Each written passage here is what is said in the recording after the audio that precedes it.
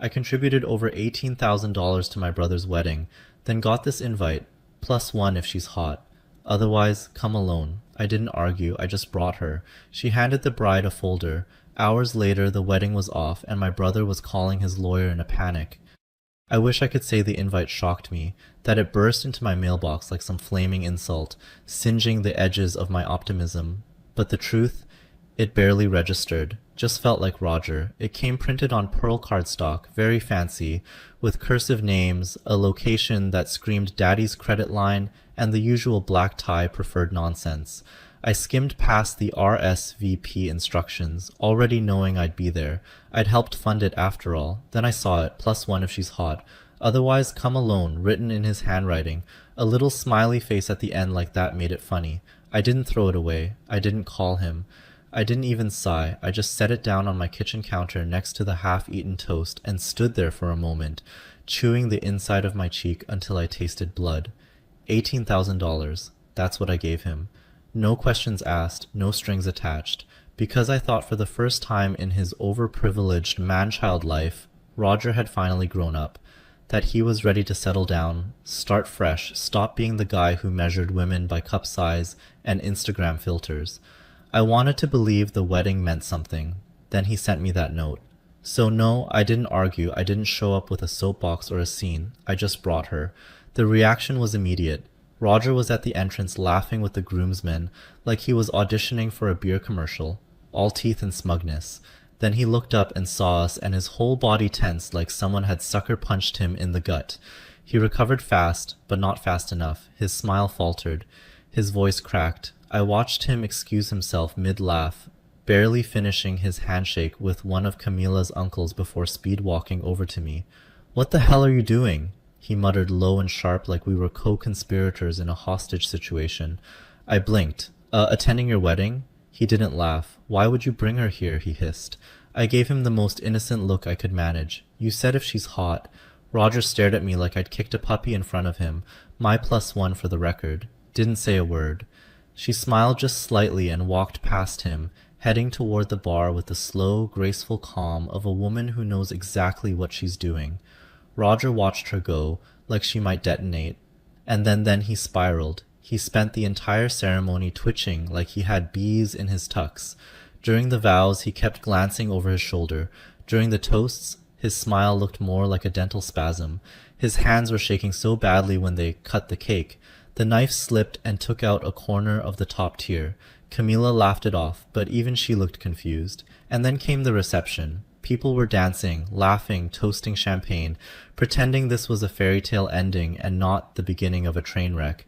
And right in the middle of it all, my plus one, calm, elegant, ice cold, walked up to Camila and handed her a folder. No drama, no scene, just a quiet handoff. Camila opened it, read the first page, and everything changed. She didn't scream, didn't faint, didn't slap anyone across the face like a soap opera. She just stood up, walked out of the ballroom, and disappeared. Roger followed her fast. Guests started whispering. The music stumbled to a stop like it had lost its rhythm. And then someone, I think it was the wedding planner, got on the mic and said, "There's been a slight delay. Please enjoy the hors d'oeuvres." 10 minutes later, a bridesmaid walked out and announced that the wedding was off. No explanation, no follow-up. And just like that, Roger Hallberg's perfect day turned into a PR crisis. I walked out of the venue quietly, thanked the valet, and watched as Roger stood in the corner of the marble foyer, phone pressed to his ear, muttering furiously into the receiver. I didn't hear much, just one phrase, loud and clear: "I need to speak to my lawyer." Now, if you want to understand how we got here, how a wedding turned into a silent scandal with a lawyer on speed dial, you have to understand Roger and our family, which is a lot like saying, if you want to understand the car crash, first meet the drunk driver. Roger Hallberg wasn't just the golden child. He was the blueprint for every teenage heartthrob in a CW drama. Tall, smirky, mysteriously damaged, except the only thing that was damaged was his sense of accountability. My parents worshipped him like he cured cancer every time he remembered to put the milk back in the fridge. If he got a B in math, he was too creative for numbers. If he crashed Dad's car at 17 while drunk, boys will be boys. When I reminded them he could have killed someone, Mom said I needed to stop being jealous. Jealous? Right. Meanwhile, I got grounded once for putting a sticker on my bedroom door because it was permanent damage to the property. That's the kind of household we came from, where Roger's dating life was treated like a sport they could all root for. Dad used to give him advice like, don't text back too fast, keep her guessing. Mom called it playing the game. If I ever mentioned a girl, she'd squint and ask, oh, is she nice? Which was code for not hot enough for Roger, but fine for you. They called me the responsible one, which sounds nice until you realize it was just their polite way of saying I wasn't charismatic enough to get away with being awful. Roger always had a new girl. Always. From middle school through adulthood, there was a never-ending stream of you probably shouldn't get too attached relationships. He'd charm them, impress them, take them on over-the-top dates he couldn't afford, then ghost them when the compliments stopped rolling in. And then there was her. I didn't know her name back then, just that she was the girl Roger took on that ridiculous vacation, the one he wouldn't shut up about. Bali, I think, or maybe the Maldives. Somewhere that looks like a postcard and costs more per night than my monthly rent. He bragged about it for months, told everyone he pulled it off with zero help, said he got an upgrade because the hotel staff loved him, claimed she was obsessed with him, and he had to let her down gently because she got too clingy. He made it sound like just another victory lap, another beautiful, wide-eyed girl who didn't know what she was signing up for, just a pit stop on the way to his next big ego trip. But the truth, that trip wasn't a flex. It was a setup. 2 years later, I found out what really happened. He invited her, Stephanie Amoro, on the trip under the pretense that he was paying. Booked flights, shared travel plans, the whole fantasy, told her he had savings, that he wanted to spoil her. She believed him. They arrived, checked in, ordered wine, took sunset selfies, and then suddenly Roger had a problem with his card. Just a minor issue. Bank glitch. Totally temporary. Could she just spot him until it cleared? It never cleared. She paid for the first dinner, then the next, then the massages, the boat ride, the excursions, the $500 beachside dinner for the memories. He made big promises, told her he'd Venmo everything when they got back. She believed him. You know what she got instead? Ghosted. A week after they landed back in the States, Roger blocked her, changed his number, disappeared, left her with thousands in credit card debt, a broken heart, and the kind of psychological whiplash you don't recover from quickly, and because she wasn't rich, the interest alone buried her. She almost sued but that would have meant dragging herself through courtrooms and questions and family shame. So she let it go. Sort of. She kept everything. The receipts, the screenshots, the messages where he promised to pay her back, the hotel charges that didn't even include her, like the massage for one while she waited alone. Every lie, every charge, every broken promise. I didn't know any of this until 2 months ago. I ran into her by accident. A friend of a friend sitting at the same bar. She recognized me instantly. I had no idea who she was, just that her eyes were sharp and calm and cold in a way that made me feel like I owed her an apology. Even before she spoke, we got to talking. She didn't bring up Roger at first, just asked what I did, where I lived, the kind of soft conversation that brushes the surface without breaking the ice. Then later, when the bar got quieter and the drinks got stronger, she asked, is your brother still a professional con artist, or did he retire? So that's when it clicked. I listened. She told me everything, not dramatically, not with tears, just facts, like she'd rehearsed it 100 times in her head, and now finally had someone to hear it. I didn't interrupt, I didn't defend him, and I didn't doubt a word. When I got that wedding invite, I thought I'd toss it, maybe send back the RSVP with a middle finger doodled in the margins, but something stopped me. Not revenge, not pettiness, closure. Roger had used, exploited, and never once paid the price, not at home, not socially, not financially. He always walked away clean. But this time, he was walking into marriage with someone smart, someone who didn't deserve to start a life based on a lie. So I called Stephanie. I didn't ask her to make a scene. I didn't ask her to blow anything up. I just told her the truth. He hadn't changed. She said yes. She showed me the file she'd kept all this time, organized, labeled, itemized like an accountant building a case. Not just the money, but the emotional timeline, the promises, the betrayal. We printed everything, tucked it into a clean black folder, and brought it to the wedding. I didn't tell anyone who she was until it was already done. Until the wedding was off. Until Roger was calling his lawyer in a panic. That woman in the black dress, the one who smiled politely and handed the bride a folder like it was nothing, that was Stephanie Amoro, the girl he swore didn't matter, the girl he left in ruins, the girl who now held the match. And that folder, that wasn't revenge, that was justice. The wedding was off, but no one knew why. There was no announcement, no official explanation, just silence. Camilla left without a word. Roger vanished shortly after, and the guests were left blinking under the chandeliers, still holding half-empty glasses of champagne like props in a paused movie. The first few people trickled out awkwardly. Then the band started packing up. Eventually, even the waitstaff stopped pretending the night was salvageable.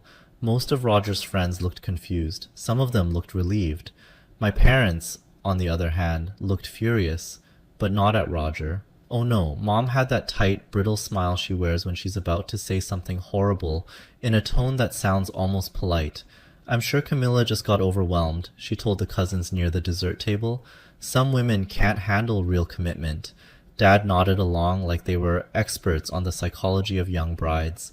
Like their son's wedding hadn't just collapsed in front of them because of a folder, a single folder that Stephanie had handed over like it was nothing more than a seating chart. Roger didn't come home that night or the next. The first wave of post-wedding gossip came 2 days later. Camilla had gone silent, deleted her social media, cancelled her honeymoon tickets.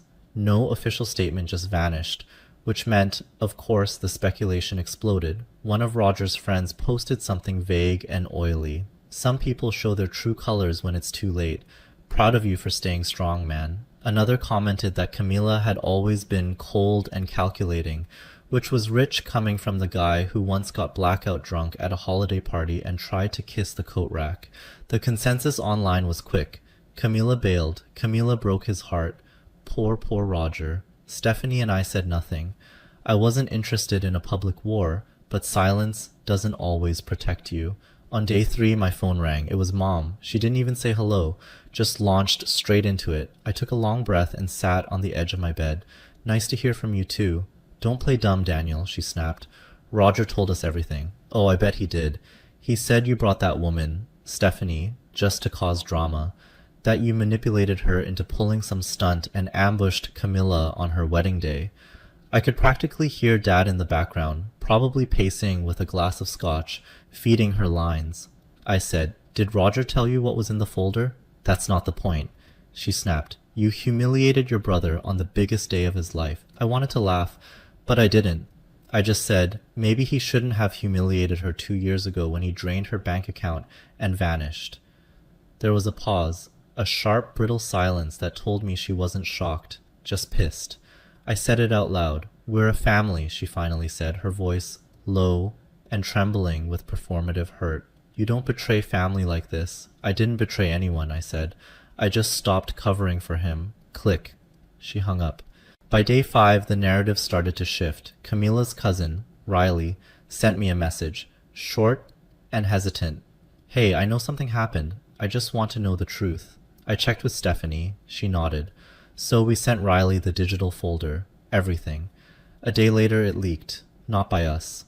Riley swore it wasn't intentional. Said someone in the group chat just couldn't believe it and forwarded it, and then it spread like wildfire. Suddenly the story was out, and it was brutal. Not just the receipts and charges from the trip, but the exact dates. The screenshots of texts where Roger told Stephanie he wanted to go somewhere special just weeks after he'd started dating Camilla.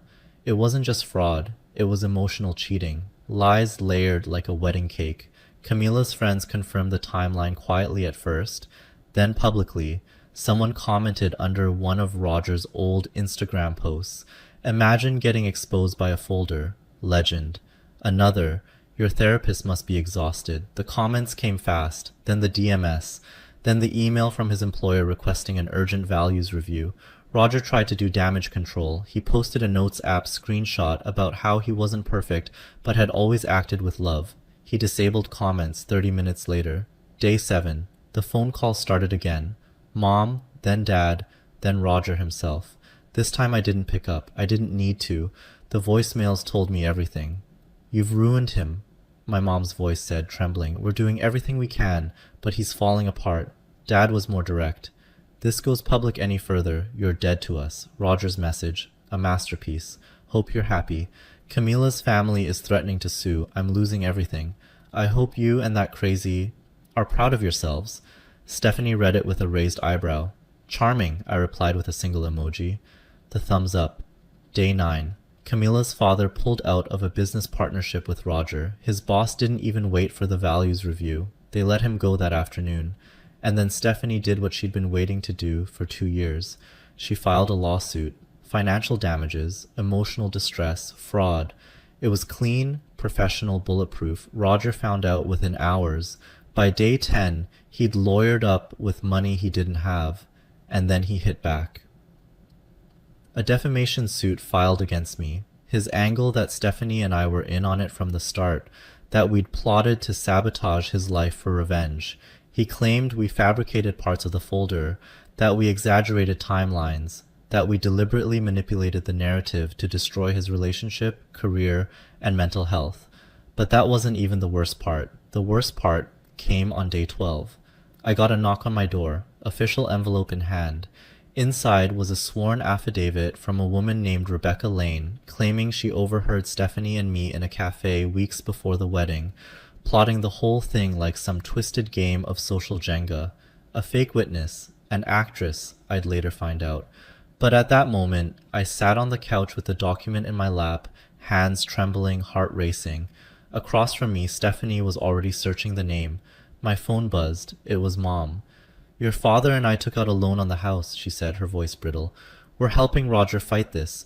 You better hope for your sake that you're wrong. I looked out the window. Snow was falling, quiet, steady. Everything else felt loud, shaky, dangerous. I didn't answer her. I just ended the call, turned back to Stephanie and said, We need to finish this. I didn't sleep the night we got the affidavit. Stephanie stayed on the couch, laptop open, fingers flying as she dug through every possible mention of Rebecca Lane. She found a handful of local theater listings, 2 paid reviews from something called the Honeybee Fringe Festival, and a headshot that screamed aspiring soap star who never quite got her villain arc. By 3 a.m., we'd mapped out her entire fake career. The only thing missing was her connection to my parents. We didn't have to wait long. 2 days later, Stephanie got a DM anonymous account, just one line. They paid her $8,000 up front. She was supposed to cry on the stand. Attached was a photo, a blurry screen grab of a Venmo payment between Walter Hallberg and someone named RL Communications, LLC. We'd found the thread. All we had to do was pull. When Roger's trial began, it was supposed to be a circus. He showed up with a high-priced lawyer and an attitude that screamed misunderstood genius. His defense was a mix of denial, gaslighting, and polished language about perception gaps and emotional misalignment. Rebecca took the stand on day 2. She looked nervous, over-rehearsed, theatrical in a way that only works on stage, not under oath. When asked to describe what she'd heard, she rattled off a clearly memorized script. She said they were going to make him pay, that they were going to destroy him at the wedding. I remember thinking, wow, these people are vindictive. She paused, expecting gasps. She got silence. Then Stephanie's lawyer stood up. Miss Lane, do you recognize this photo? The Venmo screenshot was printed, enlarged, and held up like the final clue in a murder mystery. Rebecca blinked, stalled, said she'd have to check with her agent. Her voice cracked. 2 hours later, she confessed off the record first, then officially said she was approached by family friends and told she'd be compensated for setting the record straight. The affidavit had been pre-written. All she had to do was sign. The judge's face said it all. Roger's entire case crumbled like a wedding cake left out in the rain. Stephanie won. Every penny of what she lost was ordered returned with interest. The judge acknowledged the emotional distress, the fraud, and the public defamation. A note was added to the record. Future charges for perjury or obstruction were under consideration for Roger and for my parents. I walked out of that courthouse feeling like I'd exhaled for the first time in months. Roger didn't look at me once. The fallout came fast. His criminal record went public. He was formally charged with financial misconduct. Couldn't get a new job. Couldn't get a loan. Camila's father released a quiet statement to his investors, distancing himself from an individual no longer affiliated with our operations. His social media dried up overnight. No more moody quotes about growth. No more throwback photos with captions like "from nothing to something." He wasn't nothing. He was just finally seen for who he really was. My parents didn't take it well. They lost the house. The loan they took to hire Roger's legal team tipped them into default when the repayment demand came in. I heard from a cousin they moved into a small apartment in a part of town they used to call shady. They never called me, but they did try one last thing, an email. Subject line: "Can we talk?" Body: "We're still your parents. What's done is done. Families move forward. Let's sit down. Just us. You don't need to involve her. No names, no apologies, just entitlement dressed up as peace." I didn't respond. Stephanie read the message over my shoulder. She smiled, small, tired, but satisfied. Then she whispered, "They still think they're the main characters." I laughed for the first time that day. 3 months later, Stephanie and I moved in together, not in some dramatic movie-style happy ending way, just naturally. We were already spending most of our time together, cooking, working, arguing over grocery lists, healing. She even found her footing again, got a new job, paid off some lingering debt, adopted a rescue cat she named Venmo. Fitting. She didn't need me to fix her life, and I didn't need her to validate mine. But somehow, in the mess of it all, we found something we didn't expect. Peace. Not the kind you get from everything going right, but the kind that comes when you finally stop carrying things that were never yours to hold. I saw Roger once more at the grocery store. He was by the frozen food section, wearing sunglasses indoors, like that would make him invisible. He saw me and flinched. I didn't say anything, just grabbed my carton of eggs and walked past him. But I couldn't resist a glance over my shoulder. He was still standing there, staring into the freezer like it held a map out of the mess he made. It didn't. People always say blood is thicker than water. What they forget is that the quote is longer. The full phrase, "the blood of the covenant is thicker than the water of the womb," meaning the bonds you choose are stronger than the ones you're born into. So yeah, Stephanie and I cut ties with Roger and the Hallbergs completely. No drama, no long explanations, just silence. And sometimes silence is the loudest thing you can say. Fast forward 6 months. We didn't win the lottery. We didn't ride off into the sunset. We just kept going. Stephanie and I now live in a small, slightly crooked apartment with bad plumbing and great light. We argue over groceries. She leaves coffee cups everywhere. I keep losing my keys, but we laugh a lot, and we sleep better now knowing we don't owe anyone anything anymore. My parents still haven't spoken to me. Last I heard, they were trying to sue the bank over the house loan they signed voluntarily. Roger, I assume, is still blaming everyone but himself. No news there. The folder. I kept a copy. It's in a drawer next to my old passport and a half-used notebook. Every once in a while I glance at it, not out of spite, but as a reminder. Some people think karma is cosmic, but sometimes karma needs a little help finding its way to the right address. And yeah, maybe I could have handled it differently. Maybe I did go too far. Or maybe I finally stopped letting people walk all over me just because they share my last name. You tell me. Did I go too far? Would you have done the same or walked away? Let me know in the comments. I want to hear your take. And hey,